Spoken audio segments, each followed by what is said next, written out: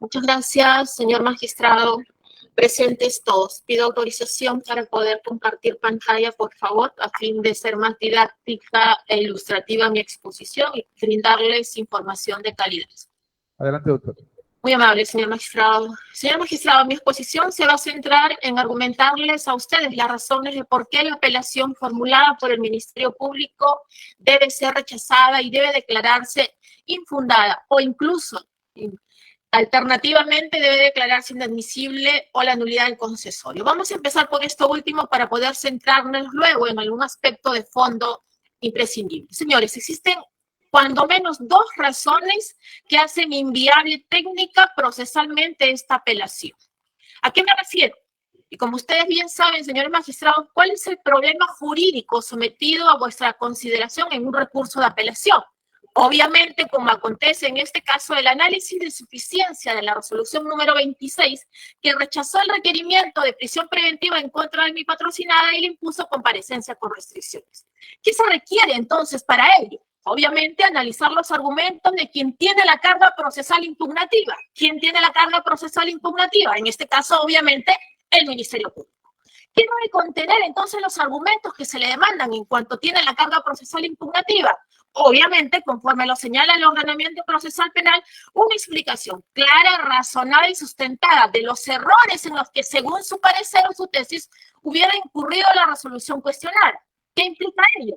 Esto implica que no basta decir que no estoy conforme con la resolución o no estoy de acuerdo con lo resuelto en primera instancia, sino que se deben dar razones técnicas y jurídicas para la disconformidad, indicando por qué el ACUO no apreció de forma correcta y adecuada los hechos y por qué su valoración o compulsa de los elementos de convicción no resulta correcta o en su defecto se hubiera incurrido en omisión o estimación de alguno de estos elementos. Y entonces la pregunta, que obviamente ustedes ya deben haberse hecho también es, ¿cumple con ello a la Fiscalía? Desde ya le decimos que no, y me voy a concentrar en lo siguiente. ¿Qué es lo que ocurre entonces el Ministerio Público en su recurso de apelación? 82 páginas a saber. Los argumentos de su apelación no son otros, señores magistrados, que exactamente los mismos contenidos en el requerimiento de prisión preventiva presentado en diciembre del año 2022. Vale decir, medio año y resueltos. La Fiscalía concentra. Y usted Doctora Loza, perdóneme usted, tenemos dificultades con su audio. Parece que hay algún tipo de interferencia y no se está grabando. Puede en todo caso apagar su cámara y usar la proyección de las diapositivas. ¿Puede ser? ¿Se me escucha? No se le escucha. Parece que hay una interferencia con su internet o su audio. A ver si me da un minuto para poder coordinar mejor, por favor. Claro que sí, claro que sí.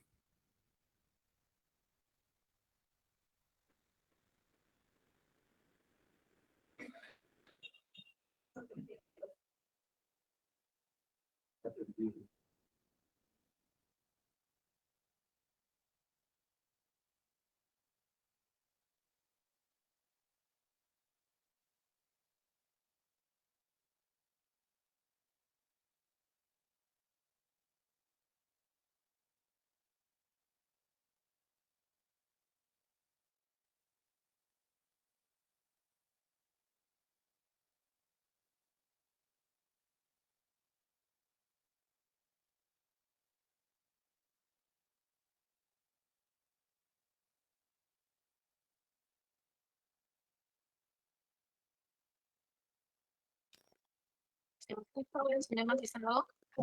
Ahora sí, doctora. Ahora sí. Amable, señor. Disculpe usted cuestiones técnicas. Entonces, señor magistrado, usted tiene un primer criterio que tener en consideración es que aquí el Ministerio Público no cumple con lo que establece el ordenamiento procesal en tanto tiene la carga procesal impugnativa. ¿Y qué es lo que trae la consideración? Entonces, la Fiscalía, que usted revisa, se concentra en 78 de sus 62 páginas, acá he dedicado, por ejemplo, al primer presupuesto, copiar y pegar de la requerimiento de prisión preventiva.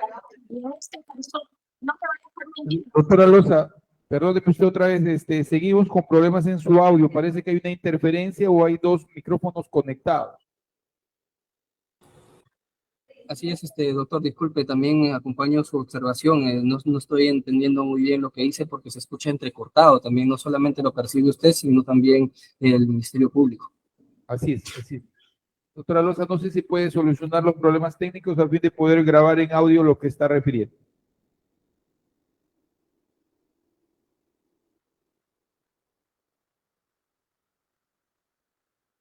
Va a volver a estar.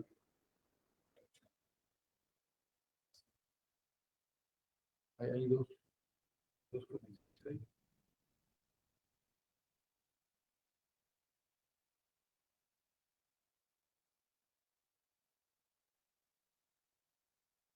Señor, ¿se me escucha ahora?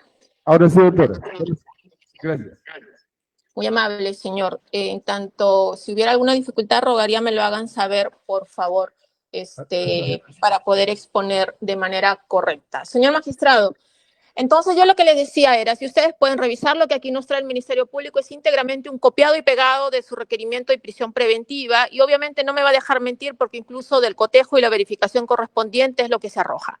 En lo demás, obviamente la página 78 al 82 se limita a manifestar que no está conforme con el razonamiento judicial respecto a los demás presupuestos y el plazo sin brindar argumento sólido alguno. Y esto es debido, obviamente que no, es una cuestión totalmente indebida y que por ese solo hecho incluso debe ser rechazado. Se incumple entonces de esta manera lo consignado se incumple de esta manera entonces, señor magistrado, lo consignado en el artículo 405.1 del Código Procesal Penal, cuando refiriéndose a la exposición de motivo, en este caso de la expresión de agravio, se establece que estos comprenden la expresión de los fundamentos con indicación específica de los fundamentos de hecho y de derecho que lo apoyen. Pero la Fiscalía no cumple con ello. De hecho, como les mencionaba, la apelación que ustedes tienen a la mano, 82 páginas, no contiene argumentos que superen razonablemente la resolución de la jueza que declara infundada la prisión preventiva requerida en contra de mi patrocinada. De hecho, no cuestiona en modo alguno lo resuelto por la jueza ni expresa de manera clara e inequívoca los agravios. No expone ni siquiera mínimamente cuáles serían los motivos por los que considere errada la resolución venida en grado, ni tampoco verifican los fundamentos de hecho y de derecho que la sustentan. No se puede, pues, señor magistrado, como lo pretende hacer el Ministerio Público, desnaturalizar esta audiencia de apelación en sí, trayéndoles un requerimiento ya debatido en audiencia de primera instancia, por una sencilla razón. Ustedes no son jueces de primera instancia, no son jueces de investigación preparatoria, ni le corresponde analizar solo los argumentos del requerimiento de prisión preventiva. Lo que la Fiscalía debió traerles son argumentos de por qué la resolución de la jueza hizo mal en no aceptar sus argumentos del requerimiento en compulsa con los debatidos por la defensa en audiencia. En palabras simples, las razones de por qué la argumentación de la jueza que rechazó su pedido no es correcta. De hecho, esta es la argumentación que establece la Corte Suprema, entre otros, en el recurso de nulidad 2421-2011 Cajamarca, cuando señala que es errónea, dice, ha omitido alguna cuestión de presencia de deficiencias, es así que no puede hacerse una mera remisión a escritos anteriores, como en este caso lo hace la Fiscalía, el requerimiento de diciembre del año pasado, sino que debe, punto por punto, mencionarse lo que se cuestiona y rebatirlo, exige la Corte Suprema, con argumentos razonados, ya sea porque el derecho ha sido mal aplicado o porque se hubiera apreciado mal los hechos o las probanzas, por tanto, debe contener, dice la Corte Suprema, una crítica razonada y concreta de las argumentaciones del juzgador.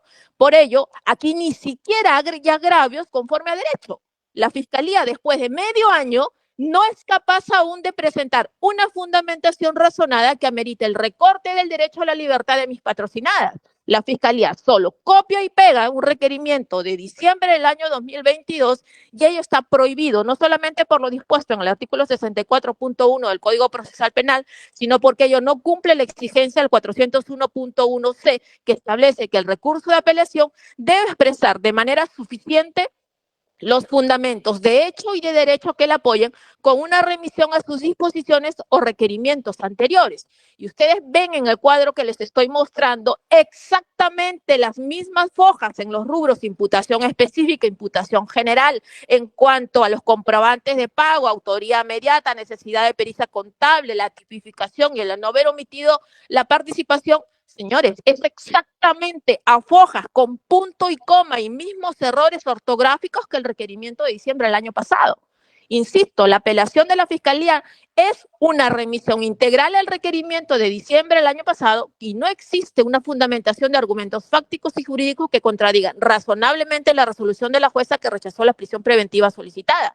Sin perjuicio de eso, señores, y obviamente conscientes de sus defectos, en este caso vamos a poder analizar por qué incluso lo que la Fiscalía alega no es correcto y no llega a ser cumplido. Vayamos al primer presupuesto, señores magistrados. La resolución venida en grado, fundamenta en las páginas 1 al 164 el primer presupuesto. De esta concentra su análisis y valoración de los elementos de convicción compulsados respecto a mi patrocinada en las páginas 17 a 36 en cuanto al delito de organización criminal y del 101 al 105 en cuanto a la imputación por colusión, haciendo el análisis penal de cada uno de estos tipos entre las páginas 79-83 y 162 y 165 respectivamente. Sin embargo, de todas estas páginas referidas a la fundamentación sólida y concreta debido a la valoración de la compulsa del debate que hace la Fiscalía, la Fiscalía, conforme a su recurso impugnativo, no cuestiona ninguno de ellos y solamente se centra en presentar un único argumento, por lo cual, respecto al análisis de todos los demás, y aquí sí quiero empezar sentando la primera base de mi argumentación, ustedes oficiosamente, señores magistrados, no pueden ingresar al análisis de esto porque implicaría quebrar el principio acusatorio, en tanto el Ministerio Público no ha cuestionado ello. ¿Cuál es el único argumento por el cual la Fiscalía considera que en cuanto a mis patrocinadas no se hubiera cumplido el primer presupuesto, que en este caso demanda cumplimiento del 268 del Código Procesal Penal? Lo único que dice en este caso es, página 8, parte final de su recurso. Dice, no le ha dado mérito a las relaciones estrechas existentes entre Berta Barbarán, Liz Carol García Rengifo y Kelly Soria del Castillo. Página 8 del recurso. Ese es el único argumento que el Ministerio Público cuestiona respecto al cumplimiento del primer presupuesto. ¿Cómo desarrollo este argumento? Como ya lo dije, haciendo un copia y pega del contenido del requerimiento fiscal de prisión preventiva. Incluso ustedes lo van a ver en esa parte final de ese párrafo de la página 8, dice, en el requerimiento fiscal se ha consignado la siguiente imputación. Vale decir, dice, no estoy de acuerdo que no hubieras dado por cumplido el primer presupuesto del 268 del Código Procesal Penal porque, señora jueza, usted no ha dado mérito a las relaciones estrechas entre la señora Berta Barbarán, Liz García y Kelly Soria. Y mi sustento es lo mismo que le dije a la juez en diciembre del año 2022. No hay otro. Vean ustedes, apelación de la página 8 a la página 12, exactamente tal es el punto que está en cursiva, copiado del requerimiento de diciembre del año pasado, páginas 76 a 80. Más allá de eso, ¿es cierto lo que dice la Fiscalía? Lo correcto es que no. Si ustedes se remiten a la página 34 de la resolución emitida por la juez, vemos que cumple con describir y motivar las razones por las cuales considera que no se configura este delito. La jueza sí analiza y luego valora este grado de amistad imputado por el Ministerio Público y concluye que no se encuentra corroborada con datos objetivos que forman una organización criminal. Así la jueza, entre otros, luego de un riguroso análisis, cito textualmente, dice, el hecho de tener un grado de amistad con una persona en su defecto no te hace o no hace ser parte de una organización criminal, más aún si ésta no se encuentra corroborada con otros elementos que aporten para tal sospecha. Sin embargo, ahora la Fiscalía menciona que no se ha valorado estas relaciones imputadas. Y esto es así, acabamos de ver evidentemente que no. Por tanto, esta afirmación esbozada por el Ministerio Público es falsa y carente de sustento.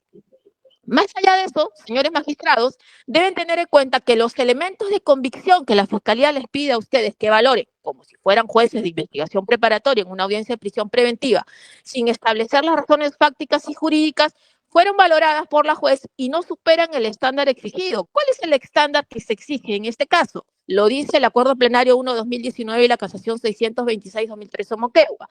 Es de una sospecha fuerte y vehemente. Y en este caso, este estándar no se cumple. Y la Fiscalía, como le hemos indicado antes, no es capaz de argumentar lo contrario. Por ello, es correcto lo alegado por el Ministerio Público respecto a que la jueza no ha valorado ni motivado. Falso. La jueza sí ha valorado todos los elementos de convicción postulados, esto es, realiza un análisis minucioso y detallado de cada elemento ofrecido por el Ministerio Público y cómo así estos no llegan al estándar exigido para la medida solicitada. Para el caso de la señora Kelly Soria del Castillo, este es un punto importante a tener en consideración, el Ministerio Público anexó 62 elementos de convicción. Sin embargo, en la fórmula de la imputación específica y genérica esbozada para mi patrocinada, tan solo se centró en 11 de ellos. Incluso, señor magistrado, los demás, obviamente, nunca entendimos a razón de qué, pero bueno, mientras más presentas, más te pueden creer. Aquí determinó que la calidad de la información, obviamente, no era la correcta. Sin perjuicio de ello, hay un análisis de la parte de la señora magistrada en primera instancia. Si ustedes revisan por el delito de organización criminal, a partir de la página 34, desarrolla cada uno de los elementos de convicción postulados por el Ministerio Público, estableciendo que no vinculan directamente ni a mis patrocinadas ni al delito imputado. De hecho, en este caso he escuchado atentamente que el Ministerio Público ha reprochado que supuestamente no se hubieran valorado las actas de transcripción de los testigos protegidos 1 y 2. Y lo cierto es que a páginas 35 sí establece la jueza la valoración y la compulsa de esto, terminando y concluyendo que no se permite afirmar la presunta comisión del delito de organización criminal. Y de hecho, algo que me llamó poderosamente la atención también aquí es que el señor fiscal reclama que la jueza no hubiera valorado las declaraciones juradas. Y aquí advierto algo. Quizás el señor fiscal no sepa en el horror en el cual le han hecho incurrir, pero sepan, señores magistrados, señor fiscal, también se lo informo, si es que no se lo han hecho saber, que el señor fiscal provincial en audiencia se desistió de estas declaraciones juradas. Entonces, en tanto se desistió, obviamente que la juez no puede valorar aquello que el provincial se desistió. ¿Cómo pueden exigir entonces una argumentación allí donde obviamente hay una carencia? Lo propio sucede con el tema de la colusión desleal en la imputación. Por tanto, señores magistrados, obviamente sí existe una fundamentación en base a un análisis correcto de la señora magistrada en primera instancia en cuanto no se pudo haber determinado ni suficiencia de imputación ni suficiencia de elementos de convicción en el estándar establecido para poder ponderar y establecer el cumplimiento del primer presupuesto. Por tanto, hay que tener en consideración los siguientes puntos resumidamente. No existe, obviamente, una sobrevaluación de los servicios de impresión. Sabido es, por cultura general, que en una economía social de mercado en donde no hay regulaciones de precios por parte del Estado, el empresariado fija los precios de su producto tomando en cuenta los costos de producción que le genera producir un bien o un servicio. No hubo apoyo tampoco a la campaña de la señora Yerli Díaz Chota. Se brindó un servicio que fue pagado por los conductos correspondientes y se emitieron facturas conforme a ley. Por demás, la imprenta Soria no tenía impedimento alguno para proveer con la municipalidad. De hecho, la pericia grafotécnica es indispensable y la Fiscalía no le dice a ustedes nada al respecto. Lo propio con la pericia contable. ¿Cuándo se formalizó? He escuchado con mucha atención que aquel fiscal ha dicho, acabamos de formalizar. ¿Acabamos de formalizar? Esto se formalizó el 16 de diciembre del año 2022. Han pasado medio año. Y eso sin contarle los 3 años que estuvieron en diligencias preliminares ocultas de manera secreta en una investigación en contra de los que resulten responsables. Estamos hablando de casi 4 años sin que tuviera todavía los elementos de convicción suficientes, en grado de un estándar siquiera necesario para la imposición de una medida de coerción tan grave como la prisión preventiva, e insiste en esta carencia, mejor dicho, en imponerle una prisión preventiva, evidentemente aquí esto es imposible. De otro lado, la Fiscalía en su recurso de apelación, ya dijimos, no presenta estos argumentos sólidos en base a la supuesta imputación por organización criminal. En esta remisión que hace, señores magistrados, y sin ingresar en este caso a la desnaturalización de la audiencia de apelación sugerida por el fiscal, es importante aquí explicarles qué se le imputa a mi patrocinada. La presunta comisión del delito de organización criminal dice toda vez que supuestamente bajo la tesis del Ministerio Público habría financiado la campaña electoral de la señora Yerli Díaz Chota. No voy a ahondar ahí porque ya mi colega que me antecedió ha sido extenso en argumentar esta cuestión en tanto en audiencia. El Ministerio Público no fue capaz de refutar lo que se evidenció con información pública obtenida de webs institucionales en las cuales desacreditaba la sola afirmación del Ministerio Público. Pero lo que sí le debo de tener en consideración, señor magistrado, es una frase que me ha llamado la atención de parte de la Fiscalía en su exposición. Él dice, para sustentar su imputación, nada es gratis en la política. Y eso es gravísimo. Tan grave es que en el expediente 2534-2019 habeas corpus, el Tribunal Constitucional, reprochando una frase tan estigmatizante como la que acaba de mencionar el fiscal, estableció aquí que además de ser poco ortodoxa y no ceñirse a un lenguaje técnico jurídico, revela en el fondo una filosofía que parte de la sospecha y la desconfianza, que desvalúa al ser humano y lo hace ver proclive al delito. En suma, frases como esta, dijo el Tribunal Constitucional en el fundamento 86, no tienen en cuenta la postura humanista de la parte que parte nuestra Carta Fundamental. Más allá de ello, señor magistrado, contrario a lo que señala la Fiscalía, la jueza sí explica de manera motivada que no existe elemento de corroboración que tenga la condición de grave y fundado respecto a que mi patrocinado hubiera integrado o constituido una organización criminal. En su apelación, obviamente, como siempre, copiando y pegando su requerimiento de prisión preventiva, afirma que mi patrocinado hubiera integrado una organización criminal en el periodo 2019 a 2022 y para ello cita declaraciones de testigos protegidos que, como hemos visto, ya en este caso sí ha compulsado.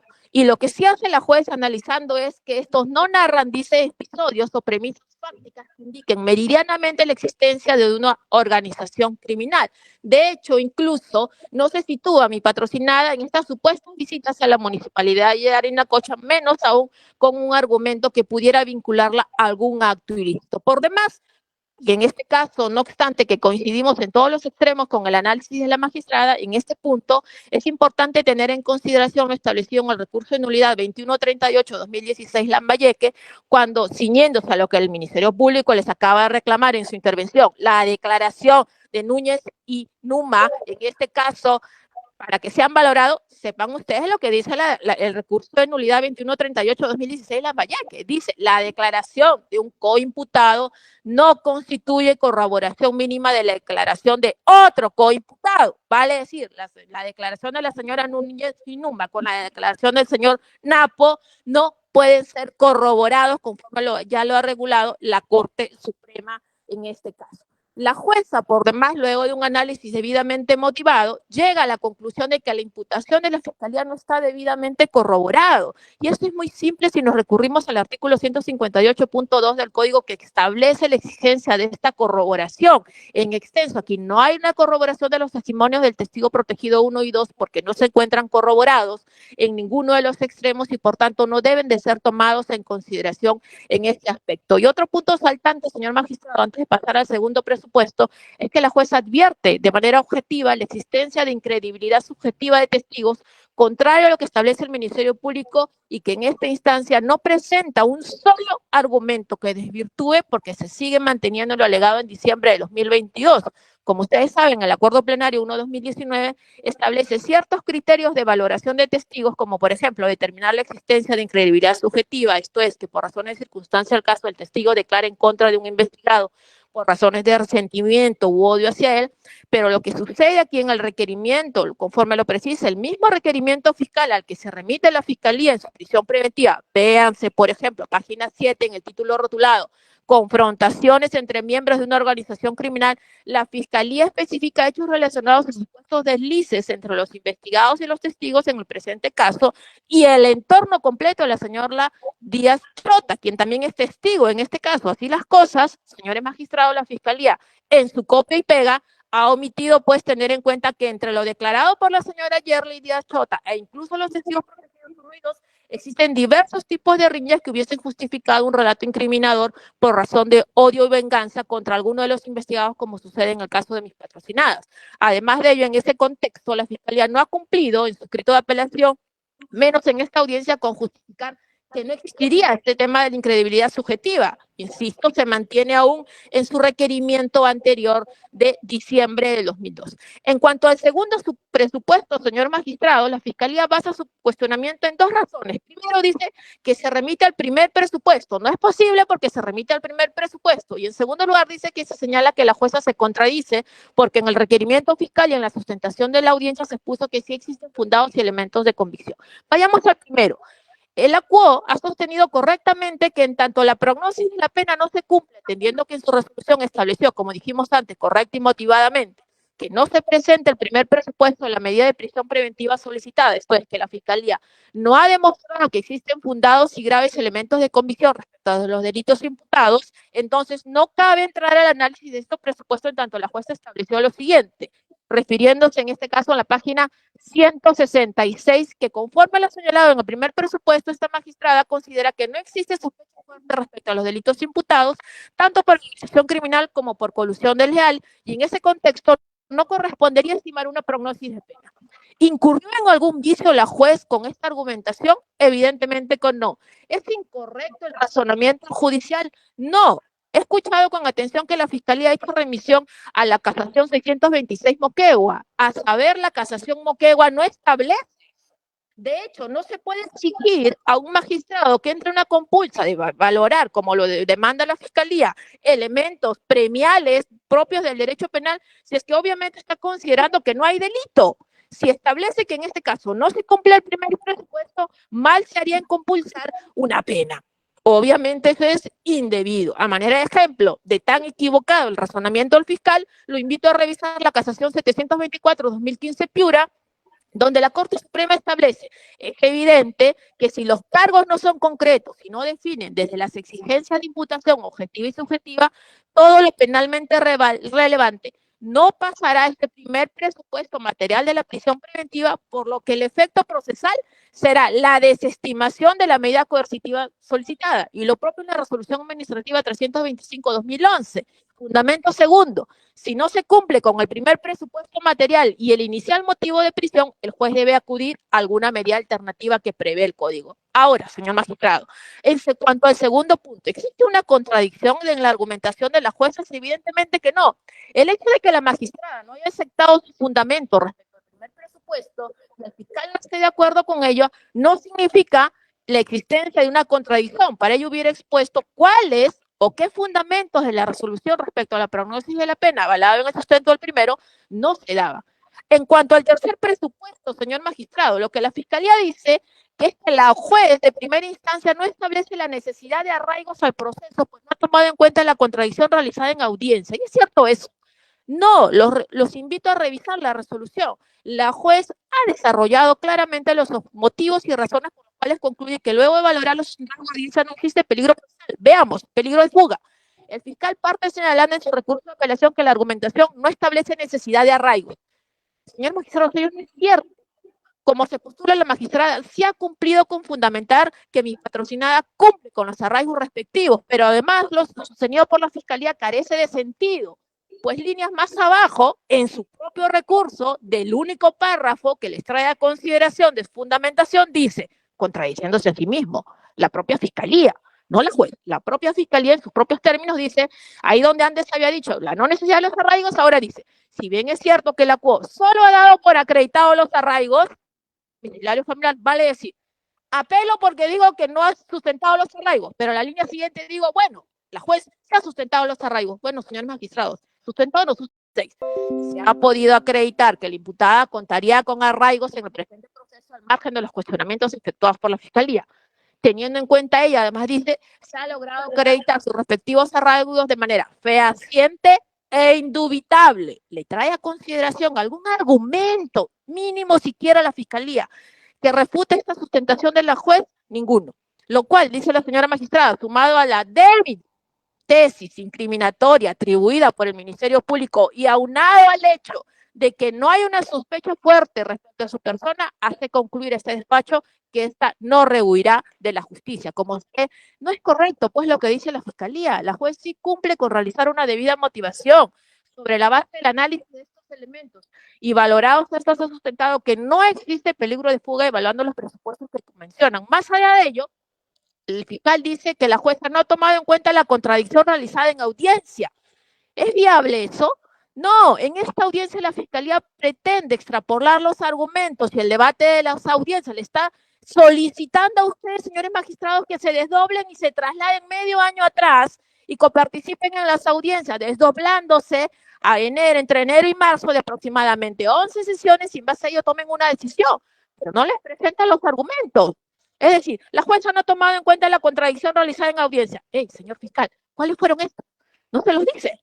Y no se los dice y ustedes no lo pueden hacer, porque ustedes no participaron en esa audiencia. El Ministerio Público no ha sido capaz de traerles argumentos al respecto. Peligro de obstrucción. Lo propio, la Fiscalía dice en su recurso que la juez se ha pronunciado sobre el peligro de obstrucción. Es evidente. Vean lo grave. Página 80, textual. Fiscalía dice en su recurso, se ha pronunciado porque el peligro de obstaculización es evidente, página 80. Más allá de lo inentendible de este argumento, es evidente que la juez reconoció el peligro de obstrucción. Es falso. La Fiscalía pretende sorprender con este argumento. Basta revisar la resolución. Es más, seguro, es más, que ni siquiera se tiene el archivo completo aquí con la sola posibilidad de realizar la búsqueda de palabras. Si tan solo buscan la palabra evidente, notarán que se ha equivocado al mencionar ello en su apelación. La jueza en ningún extremo ha sostenido esto. Es evidente. Si es propio recurso de apelación menciona incluso contradiciéndose una vez más en el mismo párrafo textual, debe entenderse que tampoco el peligro de obstaculización, salvo que la propia magistrada lo aclare. Entonces no entendemos, ¿dice o no dice del peligro de obstrucción? ¿Hay o no hay peligro de obstrucción? ¿Lo dijo, lo reprocha o no lo reprocha? Vean ustedes página 80 a página 81. No se entiende el recurso del Ministerio Público. No obstante, señores magistrados, la jueza sí realiza un análisis de lo sustentado en audiencia por todas las partes. Página 186 dice, respecto a mi patrocinada, no se evidencia un comportamiento obstruccionista por parte del imputado durante la investigación, dado que desde su posición y teniendo en cuenta su condición en el presente proceso extraneus, resulta poco factible que pueda interferir en las investigaciones. Vale decir, si hay pues una motivación al respecto. Cuarto presupuesto. En este caso, la Fiscalía lo que sostiene es que la jueza no habría motivado por qué la prisión preventiva no es proporcional y por qué se decanta por la comparecencia. Lo alogado por la Fiscalía no es correcto, señor magistrado. La jueza sí ha analizado el test de proporcionalidad y ha sostenido que la restricción debe tenerse en cuenta que la misma debe estar plenamente justificada y con una finalidad específica, que existen razones suficientes para colegir que la privación de la libertad en el presente caso no se encuentra suficientemente justificado por cuanto no se habría cumplido con todos los presupuestos que establece la medida de prisión preventiva. Existen otras medidas en nuestro ordenamiento procesal que pueden tener la misma finalidad, es decir, analiza la necesidad, idoneidad y proporcionalidad propiamente dicha. Por tanto, si ingresa esto. Quinto punto, y aquí digo punto, no presupuesto, porque el error, una vez más, en el incurre el fiscal, quizás no el superior que está sustentando en esta audiencia, pero sí evidentemente el provincial, que es el que ha recurrido por escrito, es que se confunde un presupuesto con un requisito o un elemento del debate. El plazo, señores magistrados, no es presupuesto. Está sentado en la casación Moquegua, sí, pero como un requisito, un elemento del debate, pero no como un presupuesto en este caso. Por tanto, no se puede demandar en esta cuestión una necesidad allí donde no la hay. Vale decir, ¿cómo voy a reclamar que la juez no argumentó el plazo si precisamente está llegando a la conclusión que no cabe en este caso una prisión preventiva? Es como decir, ¿quieres casarte conmigo? No, no acepto. Discutamos entonces cuánto tiempo vamos a durar casados y luego vemos si nos divorciamos. Carece de toda lógica, ¿no? Evidentemente. En eso concluye el razonamiento del Ministerio Público que pretende a ustedes variar la medida de prisión preventiva en este caso. Termino con dos puntos centrales, señor magistrado, y con esto ruego a usted un tiempo mínimo. El agravio en la cual termina aludiendo la Fiscalía en este caso y por qué necesita, según sus propias expresiones, el mandato de prisión preventiva por 36 meses. Vean lo que dice. Textual, lo cito, finalidad de asegurar una investigación eficaz hasta total esclarecimiento de los hechos investigados, corriéndose riesgo de verse obstaculizada en su desarrollo y aseguramiento de su final. ¿Es cierto ello? De ninguna manera. La Fiscalía está impedida, ha estado impedida acaso desde diciembre del 22 cuando formalizó la investigación de realizar una correcta investigación. De ninguna manera. De hecho, siguiendo la línea del doctor Jordán, que también expuso lo mismo, el Ministerio Público no hace investigación, no realiza actos de investigación, no realiza diligencia alguna, ni siquiera la programa. ¿Y eso es trasladable a los procesados? Evidentemente que no. La falta de diligencia del ente persecutor a cargo de la investigación, obviamente no hace trasladable vía agravio el reproche de la no imposición de prisión preventiva. Finalmente, en tanto acopiado, señores magistrados, si algo podemos advertir en este caso es que aquí no existen, pues, elementos alguno que pudiera haber determinado a tal punto que termina copiando un requerimiento que no forma parte de este caso. Hace mención a un requerimiento de septiembre del año, habiéndose debatido en septiembre del 22, cuando este requerimiento se presentó en septiembre. ¿De qué otra apelación copió aquello que copió del requerimiento que nos copió en el copiado que ha hecho del copiado y pegado que termina confundiendo a la sala? Por tanto, señores magistrados, esta defensa insiste en que este recurso de apelación debe ser declarado infundado y debe confirmarse la medida venida en grado. Muchísimas gracias. Señor fiscal, 4 minutos para la dúplica si lo hubiese. Sí, muchas gracias, señor director de debate. Concretamente, sobre el tema de la inadmisibilidad expuesto por la defensa, ¿no? Ya en primera instancia, el medio impugnatorio propuesto por el Ministerio Público ha sido debidamente admitido. En segunda instancia, el Tribunal Superior, también al revisar el recurso, antes de señalar la vista de la causa, de la apelación, audiencia de apelación, también ha realizado los presupuestos y ha decidido admitir el requerimiento fiscal porque cumple con los presupuestos de la impugnación. Está debidamente fundamentado, indica, incluso ha sido minucioso el fiscal provincial en indicar cuáles son los puntos de la decisión, cada punto en el cual manifiesta su disconformidad, señalando punto por punto. ¿Por qué este punto esbozado por la magistrada no es coherente en base a los elementos de convicción que tenemos? Incluso señalando cuál es el razonamiento errado que ha tenido. Entonces, sí se ha cumplido con expresar los agravios, los puntos de la decisión que es impugnada. Por otra parte, pretender que a estas alturas del caso, ya cuando la sala está debatiendo el fondo del asunto, se retrotraiga y de nuevo evalúe la admisibilidad del requerimiento, eso implicaría desconocer, pues, el tema de que esta decisión de la admisibilidad o no del recurso ya ha adquirido una condición de cosa juzgada. Las dos instancias han confirmado en admitir este recurso. Ya no podríamos retrotraer esa etapa de calificación de nuevo para iniciar y no ver el fondo del asunto. Evidentemente, a la defensa no le interesa que la sala revise el fondo de la resolución, porque si la analiza y verifica los fundamentos expuestos, esta resolución no va a resistir un análisis. ¿Por qué razón? La defensa precisamente no quiere llegar a que se vea el fondo, porque los agravios expuestos por la fiscalía efectivamente han terminado desnudando los pocos fundamentos que ha tenido esta resolución para dejar en libertad absolutamente a todos los investigados. Como van a ver, son los mismos fundamentos que ha utilizado la juez con respecto para todos, absolutamente. No es que se haya pronunciado específicamente sobre los agravios que se han debatido o no por las partes de manera superficial. Y el Ministerio Público insiste en que no ha habido una debida valoración de los elementos de convicción que han sido propuestos por el fiscal provincial. Sobre la valoración de los coimputados, ¿no? Son testigos protegidos. Y eso nos dicen los mismos coimputados hoy así. Efectivamente, mi empresa que la ha mencionado. Ok, por un momentito. ¿Ya ahí me puede escuchar mejor? Ahora sí, ahora sí. Ok, entonces, ¿acaso no nos han dicho los coimputados cómo es que se venían realizando este tema de la utilización de sus empresas para ganar estas licitaciones? Entonces, ¿tienen una corroboración con la propia declaración de los coimputados de estos testigos? Sí. Nos vamos a ver los elementos de convicción, los comprobantes, ¿no? No tienen nada de corroboración.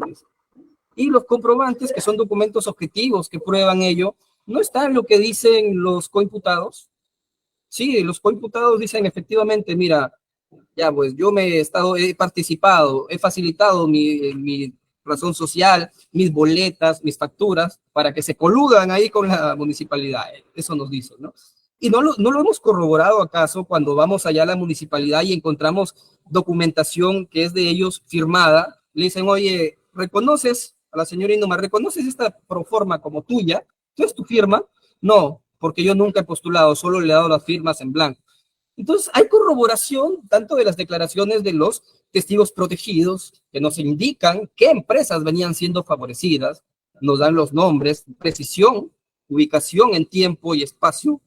También la declaración de los propios coimputados, que coincide, y encima, si nos vamos a revisar el material probatorio objetivo que nos deja los comprobantes de pago mismo, la sustentación de cómo hacen para lograr que el dinero público egrese y termine en las cuentas de los extraneos, ahí se va a poder ver la corroboración.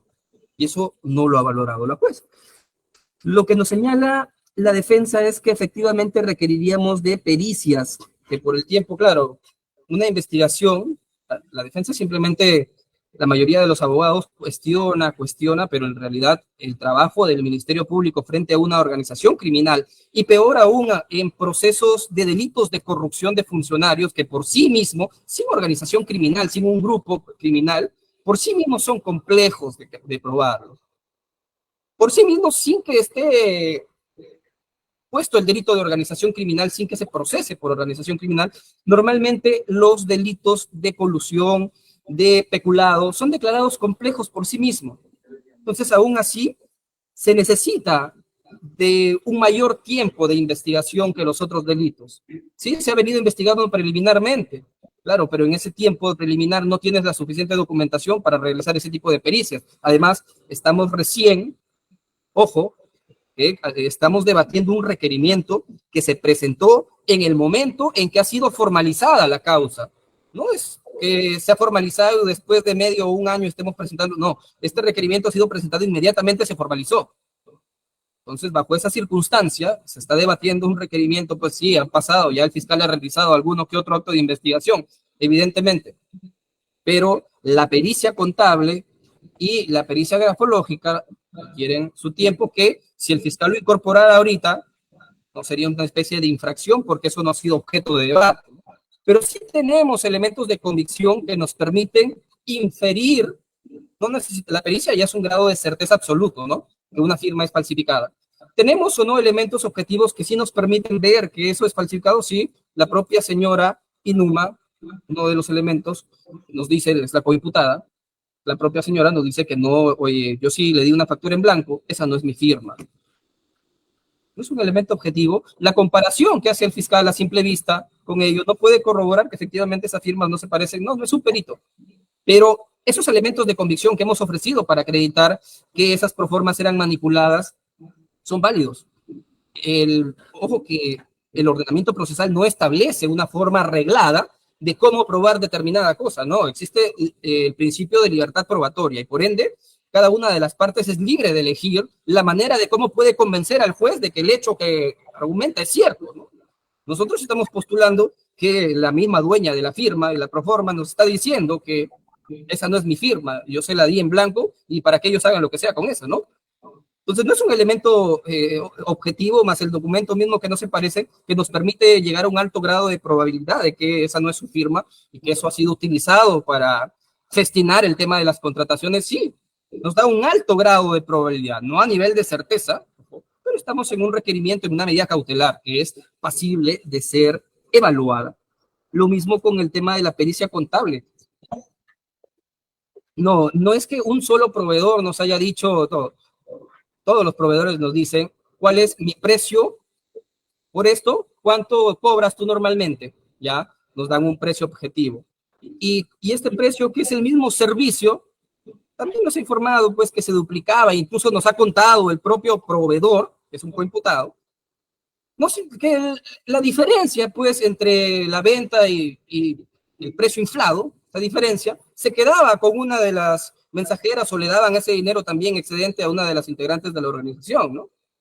Entonces ahí vemos que cuando un hecho es evidente, cuando de una simple operación matemática se puede obtener un perjuicio, no necesitamos pues por ahora una pericia para acreditarlo, ¿no? La pericia sí sería un elemento necesario para, digamos, una sentencia, pero no a nivel de una medida cautelar. Y justo el tema de las declaraciones de los coimputados, ¿no?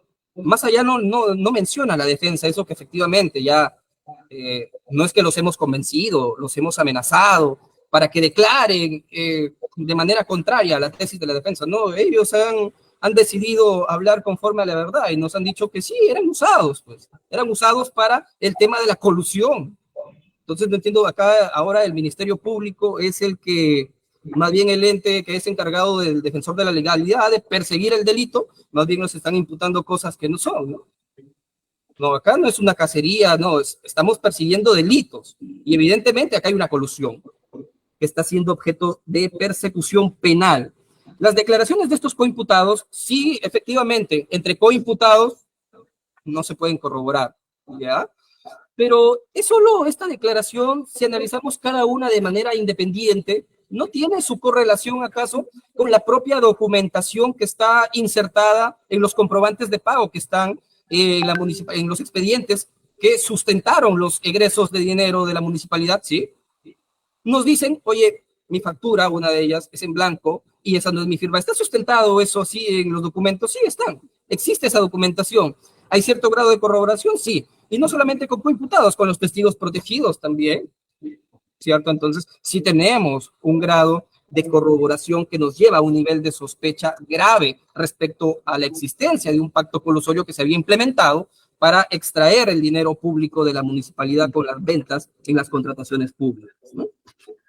Las proformas nos respaldan. Bueno, ya para concluir por el tiempo, respecto al peligro de obstaculización, efectivamente la juez, como ratifico, la defensa señala que sí se ha pronunciado, claro, pero se ha pronunciado evaluando solo la documentación ofrecida por las partes, ¿no? Evidentemente parcializándose.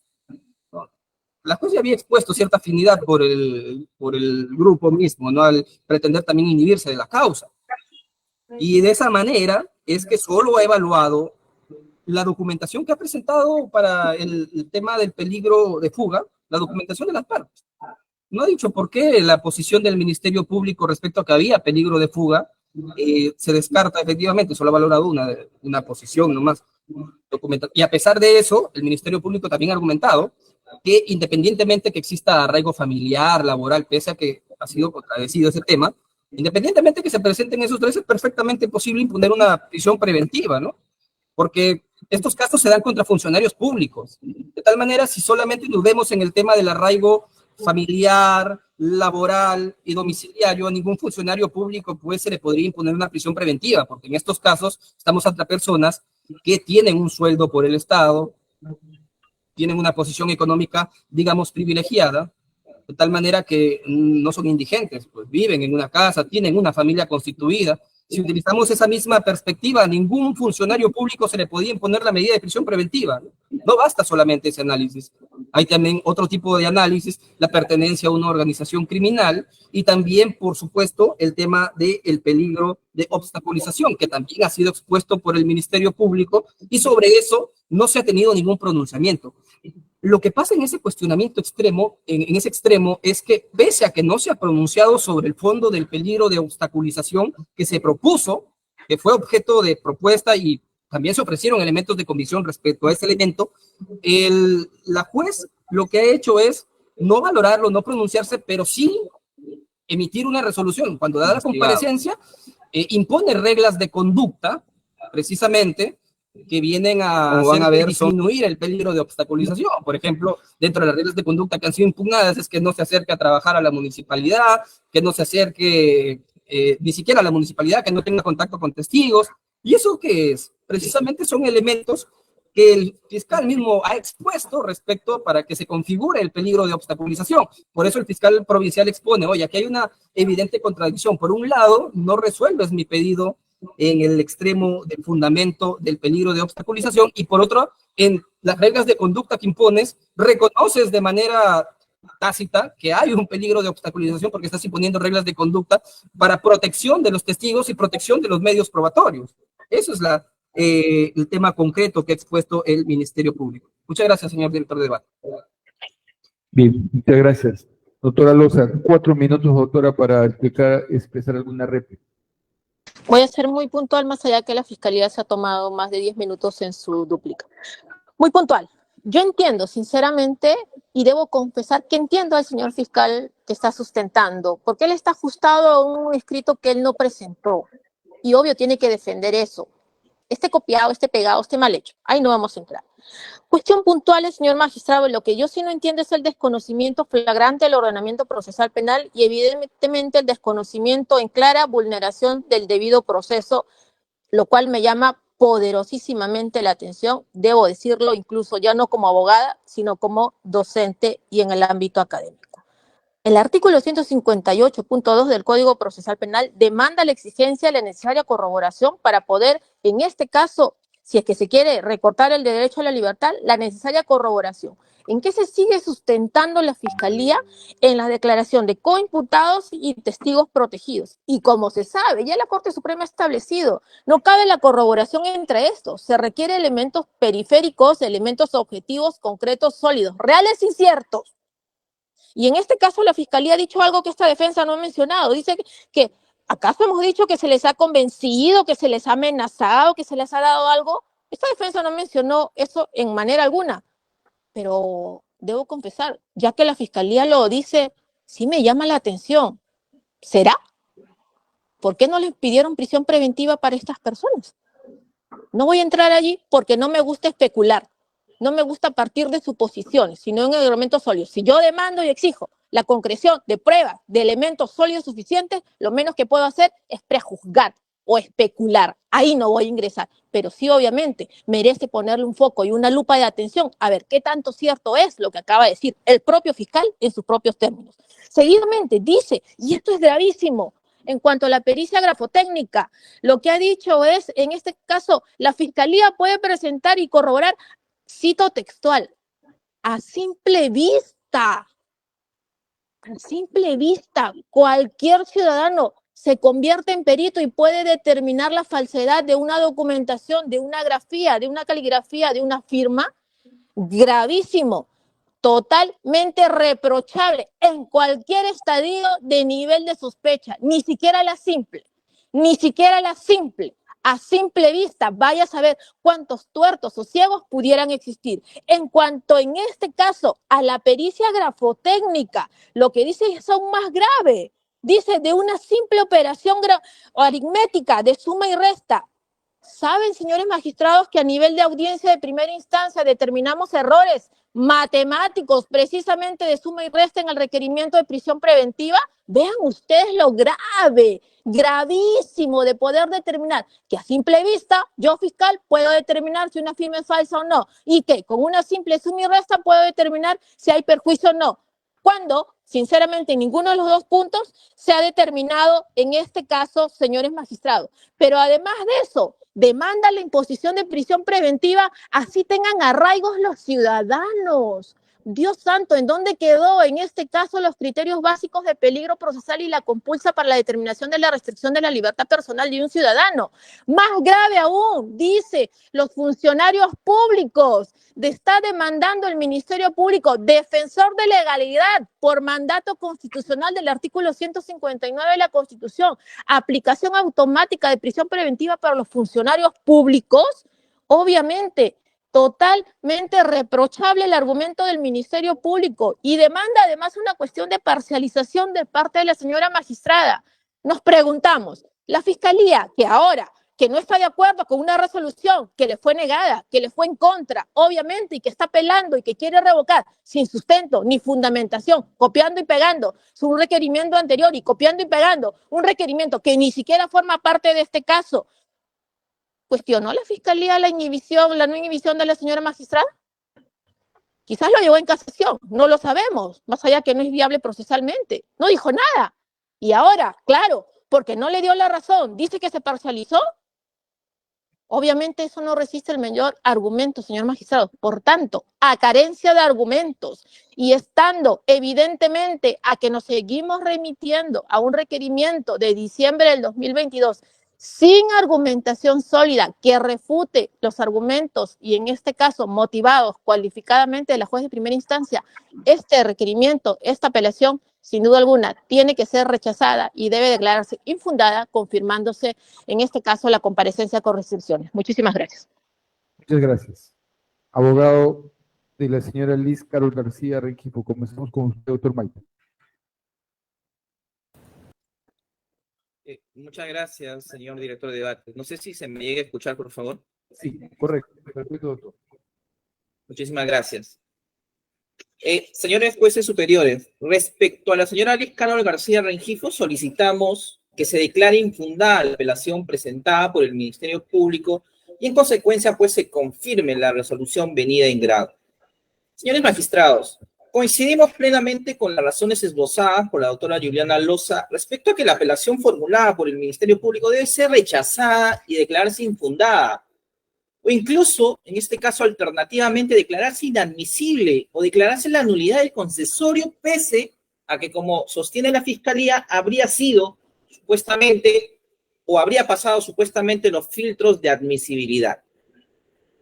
No cabe duda alguna, señor juez, de que existe un copia y pega del requerimiento de prisión preventiva referido al primer presupuesto.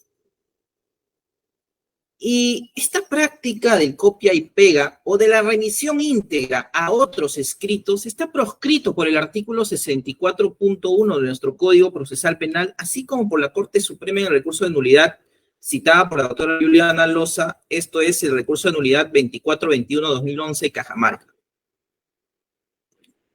No voy a repetir los argumentos que ha glosado la abogada que me ha antecedido, y al contrario, nos allanamos completamente, señor magistrado, a dichos fundamentos.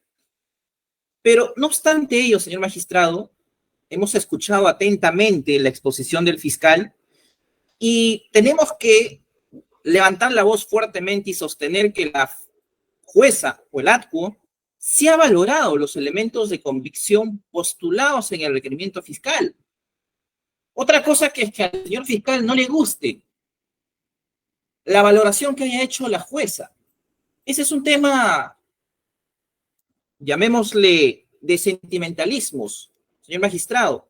No es ninguna razón o no existe ninguna razón jurídica que permita lo contrario. Rápidamente, señor magistrado, el Ministerio Público dice, haciendo referencia a mi patrocinada, que la jueza no había dado mérito a las relaciones estrechas entre la señora Berta Barbarán y la señora Kelly Soria, porque supuestamente, según la Fiscalía, esta amistad habría sido utilizada para beneficiarse económicamente. El fiscal trae acaso un argumento fáctico, jurídico, que de por sí, haciendo una compulsa, pueda corroborar esta afirmación tan errada y tan alejada de la realidad? Ninguno, señor magistrado. Lo único que trae es un copia y pega de su contenido de su requerimiento fiscal. Pero lo cierto es, como ya ha indicado la abogada anterior, la jueza sí hace un pronunciamiento, sí hace una compulsa, sí hace una valoración de esta relación de amistad que sería suficiente para el Ministerio Público para sostener la existencia de una organización criminal. La jueza llega, señores jueces, a determinar de que acá, siguiendo el criterio de la Corte Suprema en el Acuerdo Plenario 1/2019 y en la casación número 626, que no se ha llegado a una sospecha fuerte o vehemente, que es la sospecha que se requiere para aplicar una prisión preventiva. Algo básico que enseñan en las facultades. Fíjese bien, la Fiscalía en su requerimiento de prisión preventiva solicitó o pretendió introducir 64 elementos de convicción para, según él, sostener la existencia de una organización criminal. No obstante, en el debate, la Fiscalía, entendemos porque prácticamente pues estos elementos de convicción no determinaban ni siquiera en un grado indiciario la presunta comisión de una organización criminal, simplemente estos 64 utiliza 11 elementos de convicción. Pero de estos 11 elementos de convicción, la Fiscalía ahora nos dice que la jueza no habría valorado ninguno de estos elementos de convicción. Eso es fácil de corroborar, señores magistrados, revisando la resolución del ATCO. Y el ATCO sí hace una valoración elemento por elemento. Desarrolla una tesis a favor de la Fiscalía y desarrolla una tesis a favor de la defensa, compulsa elementos de convicción y llega a una conclusión. Hay una motivación de vida. Hay una explicación detallada, precisa y concreta de por qué estos elementos de convicción analizados no tienen la sospecha fuerte o vehemente para ser considerados como una, o en este caso, a que la señora Liz sea considerado como una integrante de una organización criminal, o como lo ha llamado la Fiscalía, una lugarteniente de una organización criminal. Y la juez, en efecto, recurriendo al artículo 158.2 de nuestro Código Procesal Penal, establece de que no basta la declaración de un testigo con identidad reservada, menos aún no basta la declaración de un coinvestigado.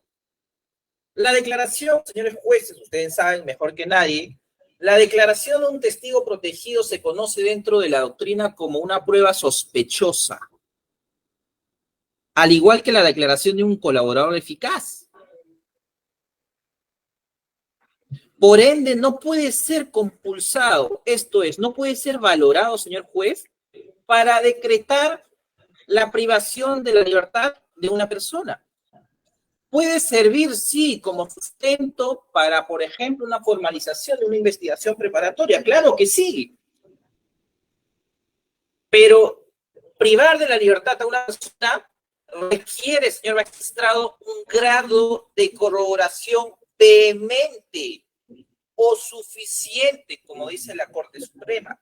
Y eso no nos lo brinda, por más que el Ministerio Público repita y repita y repita la declaración de los testigos protegidos y la corroboración de estos testigos protegidos con la declaración de los coimputados.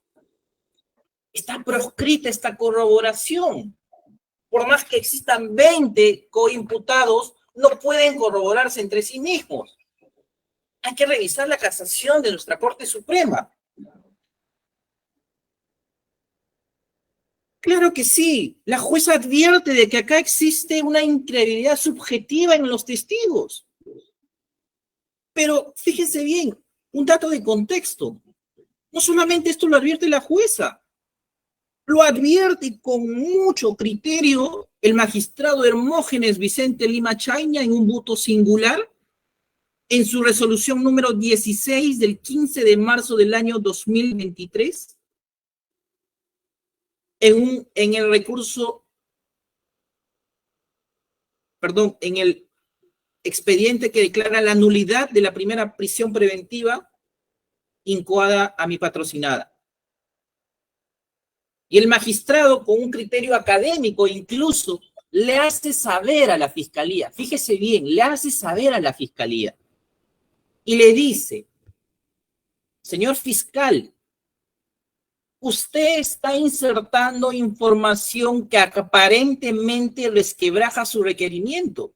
Pues yo como juez advierto que la imputación nace de sentimientos revanchistas o cuestiones de índole personal, que lo rotula como confrontaciones entre miembros de la organización criminal, que pudieron haber sido construidas al haberse generado el caso de los fantasmas de Ucayali.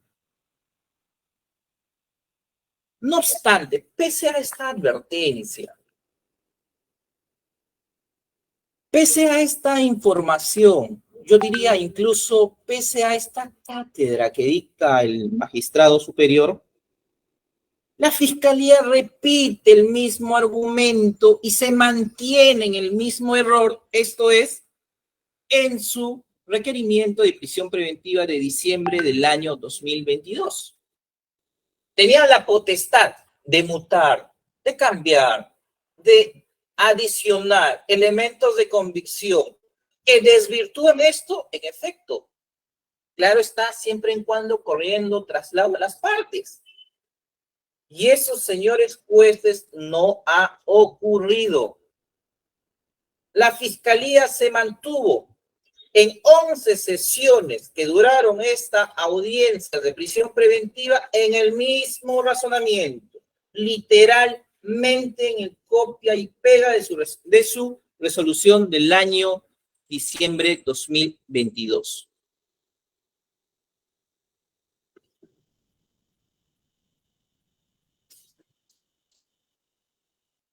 Coincidimos con la señorita juez cuando dice que la comisión de un delito no puede tipificar el delito de organización criminal. En efecto, en tanto, no se cumple el elemento teleológico programa criminal. Pero fíjese bien, el día de hoy ustedes han escuchado a la Fiscalía decir, no se trata de un solo delito, se tratan de diferentes hechos. La Fiscalía dice 27 hechos de colusión. Pero, ¿qué ha dicho la Fiscalía Provincial, señores jueces, en su requerimiento de prisión preventiva? ¿O acaso ha precisado algún tipo de elemento de convicción para sostener ello? Al contrario, la jueza correctamente lo hace en la página 164 y le dice al fiscal, si se quisiera utilizar el delito de colusión agravada para tipificar también organización criminal, debió postularse con un concurso real y dividir los hechos de manera individualizada. ¿De qué parcialidad estamos hablando, señor juez? El fiscal menciona de que la jueza se habría parcializado porque una inhibición, porque anteriormente se había inhibido, no obstante fue rechazada esta inhibición. Yo siempre he respetado, señores magistrados, y eso me han enseñado, pese a que los jueces no me dan la razón, respetar la honorabilidad de los funcionarios, en este caso de los jueces que imparten justicia. Yo no me atrevería, como lo hace el Ministerio Público, de cuestionar sin ninguna base objetiva, sin ninguna base fáctica, la honorabilidad de una persona que imparte justicia. Ese es un ataque bajo.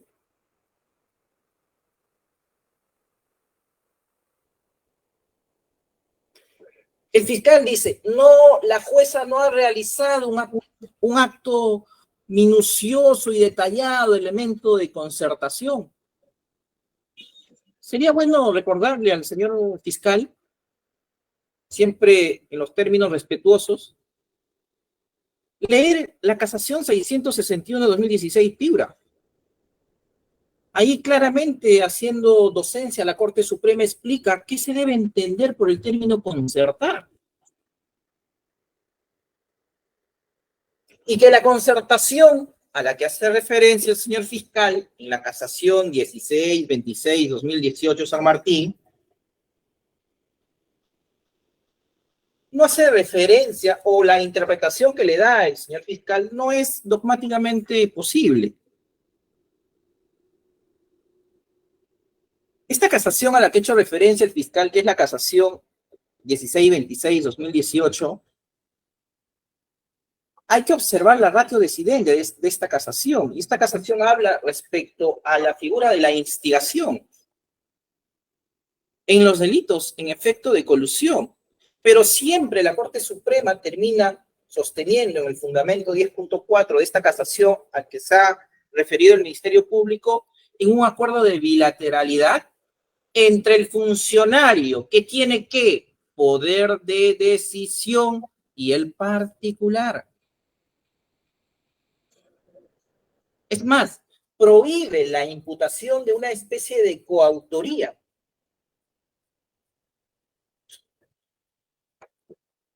Postulado incorrecto que hace el fiscal provincial en la imputación a los funcionarios públicos en este caso.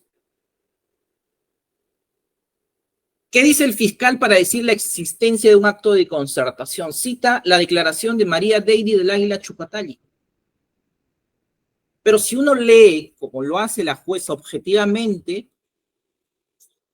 esta declaración en ningún momento hace referencia a un acto de concertación. Ok, no un acto de concertación, hablemos de un indicio de concertación. ¿De qué concertación se puede hablar, señor magistrado, si las propias testigos establecen de que Liz Carol García iba a rogarles a la municipalidad de Yanacocha que le paguen los devengados del año 2018. Iba, lloraba, dicen los testigos, lloraba que cumplan con pagarle los devengados.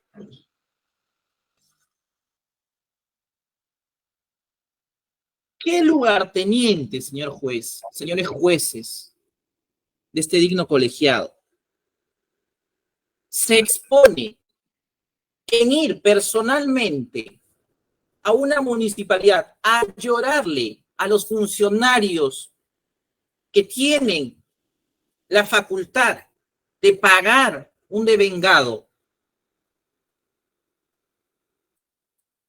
Ninguno, señor magistrado. Es lógica simple, es lógica jurídica. La fiscalía dice, existen elementos que determinan la existencia de un perjuicio patrimonial. Pero yo hubiera coincidido con el fiscal si es que la fiscalía me imputaba, por ejemplo, en la comisión de un delito de colusión simple. Pero la fiscalía, esa es la tesis de la fiscalía. Yo no puedo cambiar lo que dice la fiscalía. La fiscalía me imputa un delito de defraudación patrimonial. Esto es un delito de colusión agravada. Y la casación 661-2016 establece como doctrina jurisprudencial vinculante que debe darse necesariamente una pericia contable. No es que a la defensa se le haya ocurrido. Pero es más, esta sala penal de apelaciones, dignos jueces, ha establecido en el expediente 02058-2020, incidente 74, y literalmente sostienen ustedes de que si el Ministerio Público no ha señalado qué elementos vincularían al encausado con los hechos, sino que solo se ha basado en señalar que existirían elementos de convicción, pero no ha indicado en qué consistirían, limitándose, como en este caso lo hace el fiscal, a indicar que estaría pendiente la pericia de absorción atómica que deberá ser evaluado con el conjunto de elementos. Y ustedes han dicho claramente, argumento que no puede ser considerado para dictar la medida porque se desconoce su resultado. Yo no puedo decir a simple vista, como dice el fiscal. Yo no puedo sostener con una simple suma y resta, que por cierto, equivocadamente lo hizo el fiscal en primera instancia. ¡Qué vergüenza! Para sostener de que existe un perjuicio. Y la fiscalía dice, no, basta con datos evidentes. Y cita, señores magistrados, un recurso de nulidad 556-2019 Ancash. Pero yo le invito, en este caso al fiscal, no lo invito. En este caso, le solicito que me diga en qué parte de la radio de Sidendi dice que no es indispensable una pericia contable cuando el resultado es evidente, como dice el fiscal. Esta jurisprudencia a la que hace referente el fiscal provincial, en ninguno de sus fundamentos hace referencia a dicha situación. ¿Qué montos estimados existen, señores jueces? ¿Les ha dicho el fiscal? ¿En qué datos objetivos ha tenido como referencia el fiscal para afirmar ello? ¿Acaso existen informes de Contraloría General de la República? ¿Existen informes de OXI de la Municipalidad de Yarinacocha en el presente caso? Ya, no le pido eso. Le pido acá, al menos que me presente como indicio la existencia de libros contables que hayan sido exhibidos hacia la fecha, por ejemplo, que sirvan como objetivo para determinar un perjuicio. Nada de eso existe, señor magistrado, y por ende no podemos decir de que el resultado o la defraudación es evidente, no se necesita probar. Esa es una falacia, señor magistrado. Para ir concluyendo, señor magistrado, respecto al segundo presupuesto, la jueza, en efecto, hace un análisis, señor magistrado, teniendo en consideración la jurisprudencia vinculante. Esto es la casación 724-2015 Piura y la casación de Moquegua, que establece de que si es evidente que los cargos no son concretos, más aún no existe desde un aspecto de la imputación objetiva o subjetiva, elementos que puedan subsumirse dentro de un delito, obviamente es necesario discutir el resto de los presupuestos. Eso es lo que ha dicho la jueza y es un razonamiento válido. Respecto al tercer presupuesto, señor magistrado, la jueza, pese a que no estaba obligada, se hace una valoración de todos los elementos de convicción debatidos en el plenario o en las sesiones de las audiencias de prisión preventiva. Hace una referencia a todos los documentos que se han presentado. Fíjese bien en la página 174, ahí se habla del arraigo domiciliario, en el arraigo laboral, página 174. Teniendo todo ello, señor magistrado, la jueza llega a una conclusión razonable de que existen, pues, arraigos en el presente proceso. Por lo que no entendemos, señor magistrado, cómo es que hoy en día se quiera mutar, cambiar las reglas de juego. Esto es, pese a la existencia de los arraigos, pese a la inexistencia de un peligro procesal, el ADCO debió decretar la prisión preventiva en contra de la señora Liz Carol García. Finalmente, señor magistrado, sí existe una decisión motivada respecto al cuarto presupuesto, esto es respecto a la proporcionalidad. Hace un análisis de la proporcionalidad propiamente dicho, hace un análisis de la necesidad,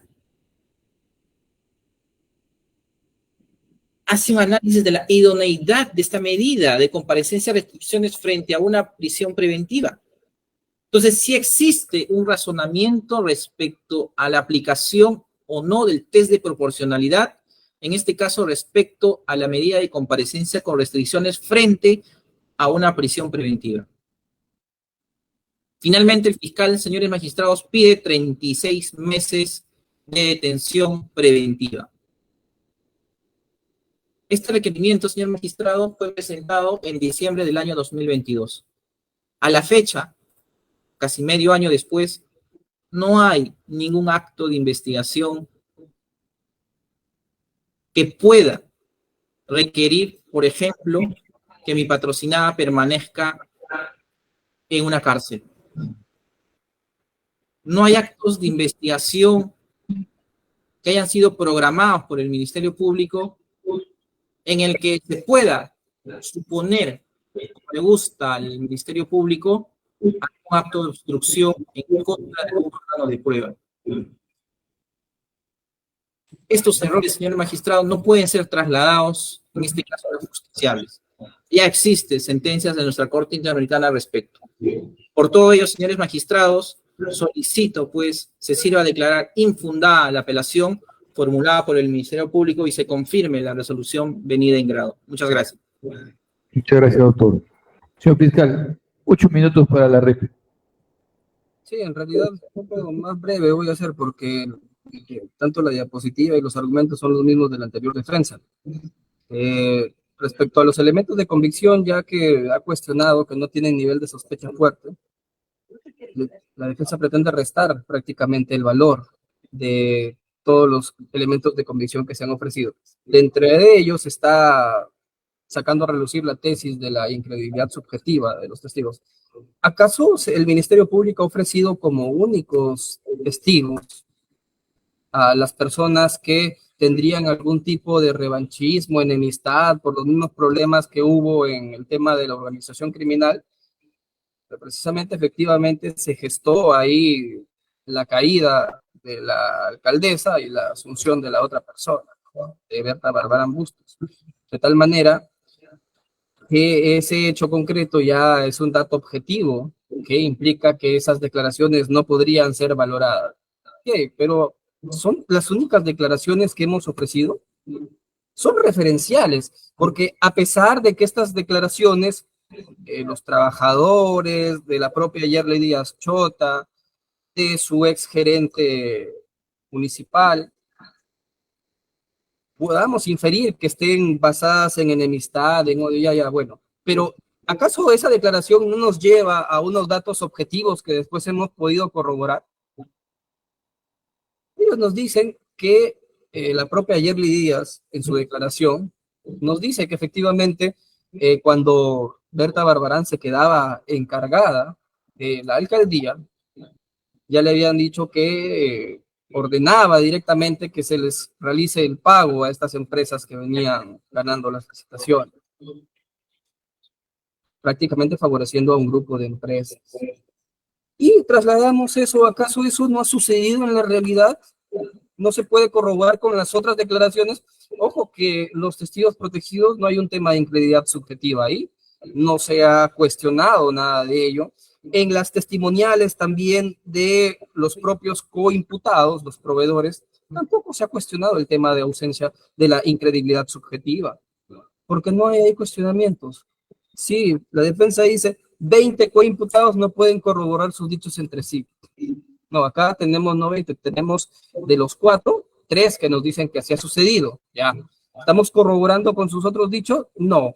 Cada declaración de estos coimputados tiene su correlato precisamente con la revisión del expediente de contratación. Ese coimputado nos ha señalado cómo han sucedido las cosas de los pactos colusorios que habían ahí. Eso lo hemos corroborado revisando el material objetivo. No es que solo nos basemos en una declaración, o que la imputación concreta del Ministerio Público esté basado en las declaraciones de Díaz Chota y las declaraciones de su ex gerente municipal, ¿no? De declaraciones tenemos también sólidas declaraciones que no pueden ser objeto de cuestionamiento por incredibilidad subjetiva. ¿Por qué razón? En estos coimputados, antes de que el Ministerio Público les impute ya formalmente la comisión de este delito, venían trabajando directamente, de manera armoniosa con ellos, ¿no? No hay ahí ningún tipo de incredibilidad subjetiva. Por el contrario, ya ellos cuando han visto los elementos de convicción y al momento de rendir su declaración, el cuestionamiento es que por qué no se ha pedido prisión preventiva, es estrategia del fiscal provincial, ¿no? Si estas personas efectivamente te brindan algún tipo de información que te ayuda a encontrar elementos suficientes para acreditar la tesis del Ministerio Público, también la edad de esta persona, Núñez y Numa, son criterios que ha tomado el fiscal para no pedir la medida, y precisamente los testimonios que han dado los ha encontrado la corroboración respectiva en el análisis mismo de los expedientes de contratación. Entonces no se puede concluir de que no exista ningún tipo de corroboración o que solamente son testimoniales sin sustento alguno. Sí, efectivamente, en las primeras declaraciones de Yerli Díaz y todo ello se podría decir, oye, hay ausencia de incredulidad subjetiva por este tema concreto, ¿no? Porque se gestó ahí la caída y los pleitos que hubieron. Pero esas declaraciones han sido utilizadas de manera referencial. No que es el único sustento para pedir la prisión preventiva, no. No se basa en ello. Y esas declaraciones sí nos sirven como elementos indiciarios para corroborar lo que ya hemos descubierto al momento de pasar a evaluar los elementos de convicción, que estas empresas evidentemente existen, los proveedores usados como fachada existen, las negociaciones que se daban a nivel de la municipalidad también existen, eso ha sido fácilmente corroborable y eso no lo va a poder cuestionar la defensa. Sobre la casación 1626-2018, concretamente, lo que señala esta casación, y efectivamente analiza ahí el tema de la instigación, ¿no?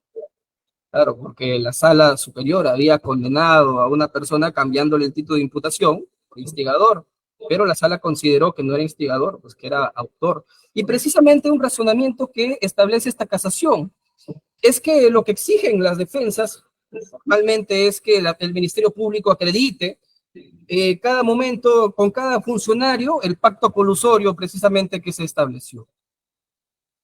El pacto colusorio puede ser realizado con la autoridad municipal que tiene el poder de decisión en los contratos.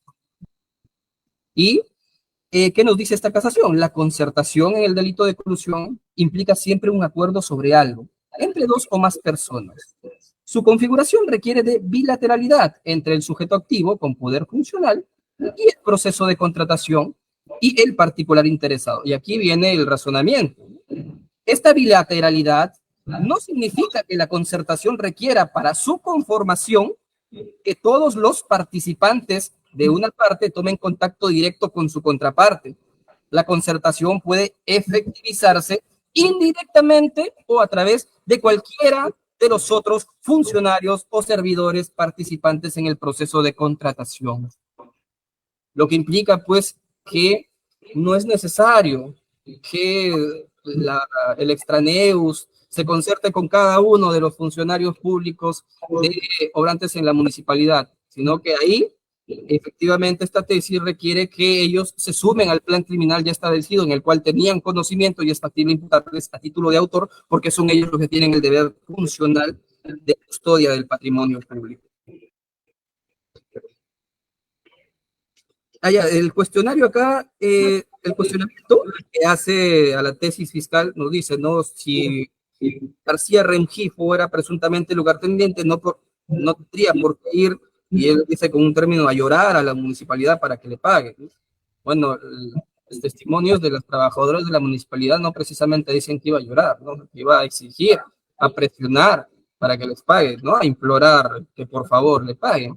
Y otra situación, ella iba porque alguna de sus empresas había ganado licitación, ¿no? Porque recordemos que en ese periodo lo que se le está imputando es que las cuentas eran, las contrataciones eran direccionadas a Soria del Castillo, imprenta Soria, ¿cierto? Entonces, ¿a quién iba a hacer gestión de negocios? ¿A una de sus empresas para que le paguen a ella?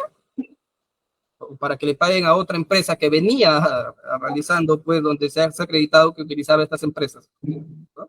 Y eso no es un acto postconsumativo, nada. Eso es un indicio objetivo de conducta delictiva, porque conoces del plan criminal, sabes que estás ganando licitaciones producto de esa amistad, de ese pacto colusorio, y aún así contribuyes a la realización de los fines de la organización. Y sobre el peligro procesal, la defensa lo que ha argumentado, viendo las decisiones de la sala sobre el peligro procesal emitido, y cuestiona lo referido por el Ministerio Público en cuanto se refiere que es perfectamente posible imponer prisión preventiva a una persona que tenga domicilio, que tenga trabajo y que tenga familia. Sí, eso no lo digo yo, es perfectamente posible. La jurisprudencia admite que se deben evaluar otros elementos periféricos que permitan visualizar el peligro procesal. Entonces, ¿cómo sería posible un caso resuelto por la sala, en el caso, bueno, mal denominado, ¿no? Porque no acostumbra a utilizar adjetivos a las organizaciones criminales, en la organización criminal presunta que se gestó en el gobierno nacional de Ucayali? Entonces, no habría sido posible bajo esta tesis que la sala hubiera tomado la decisión, porque todos estos funcionarios, evidentemente que eran de alto rango, todos tenían familia, tenían trabajo,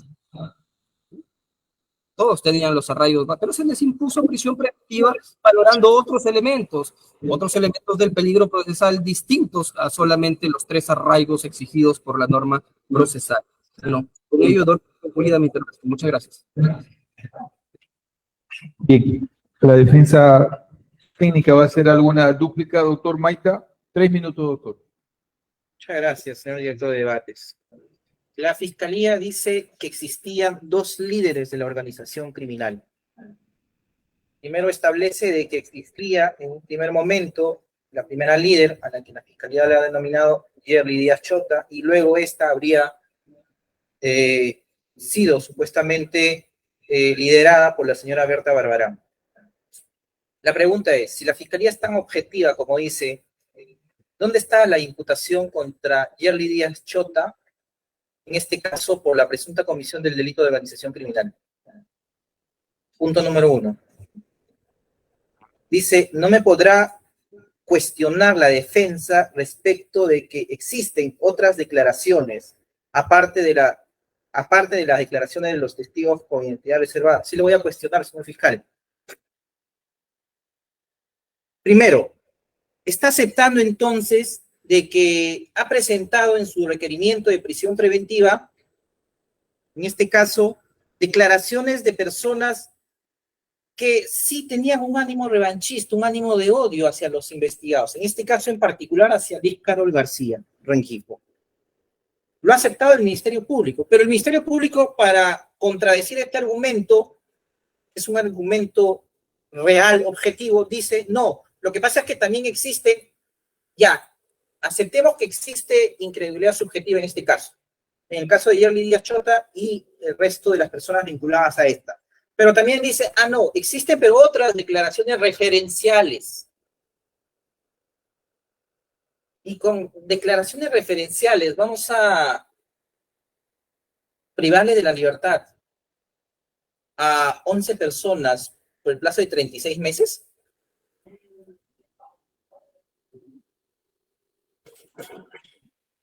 Recordemos, señores magistrados, que justamente por eso es que la Corte Suprema, en diferentes pronunciamientos, y este ya es un criterio unánime, ha establecido de que la declaración de un testigo protegido o la declaración de testigos referenciales son pruebas sospechosas, que de por sí mismas no encuentran ningún tipo de corroboración. Y la Fiscalía dice, no, es que existen corroboraciones entre otras declaraciones referenciales. Ok, pero dígame, señor fiscal, ¿corroboras qué?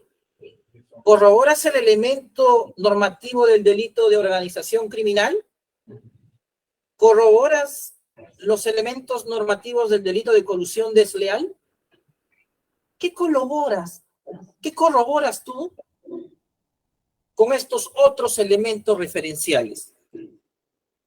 Que Liz Carol García iba, en efecto, a la municipalidad a reclamar un pago de vengado. Sí, en efecto.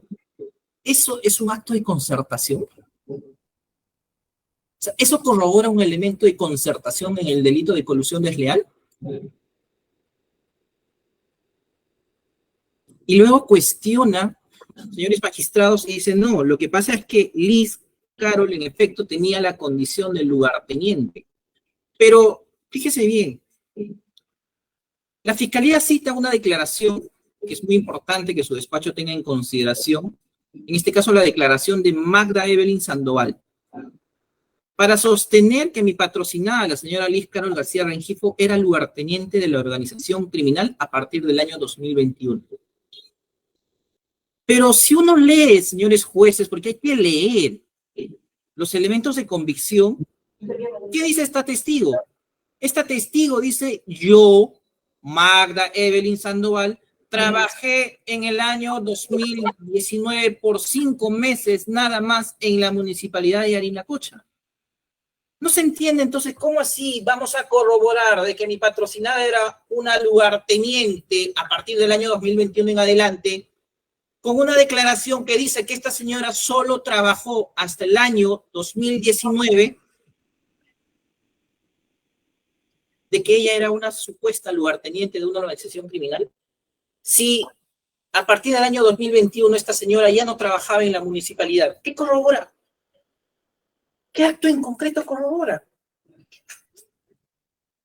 Nuevamente estamos en esta superficialidad de que mis testigos sí corroboran, de que existen otros testigos referenciales. Eso no es cierto, señor magistrado. Respecto al perjuicio patrimonial, creo que la Fiscalía finalmente se ha convencido, porque no me ha refutado en absoluto, de que no se necesita la simple vista, no se necesita la suma y la resta, no se necesita una simple corazonada de que acá habría un latente perjuicio económico. Se necesitan documentos objetivos, pruebas objetivas. Y eso en este caso no existe. Por ende, el perjuicio patrimonial como un elemento del tipo penal de colusión agravada no se ha cumplido. Otro argumento adicional que ADCU ha tenido en consideración para sostener de que acá no se puede vincular en un grado de sospecha suficiente a Liz Carol García con el delito de colusión desleal.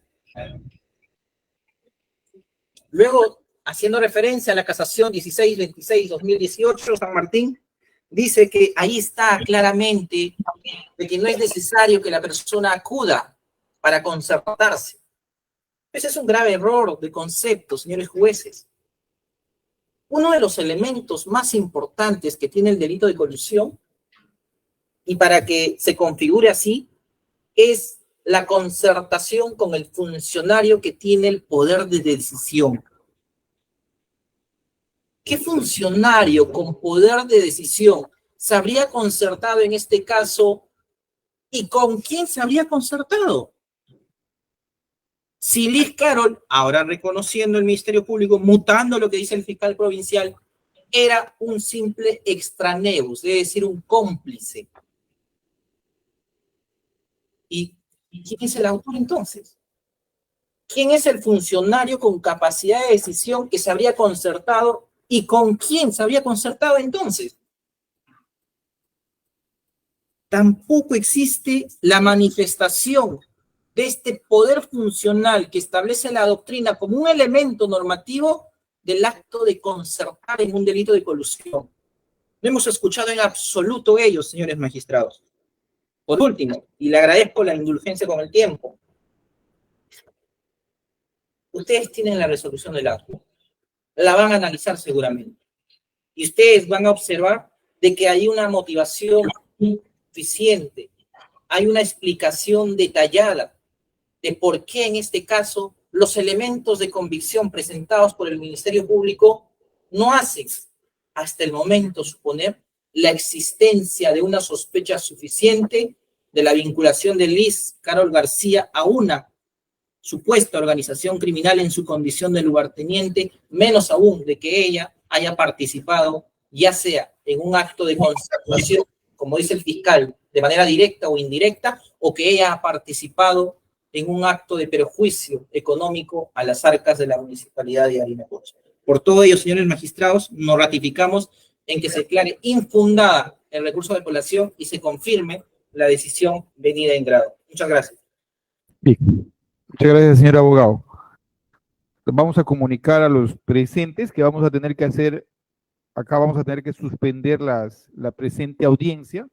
Nos falta bastante tiempo para terminar con dos de los investigados.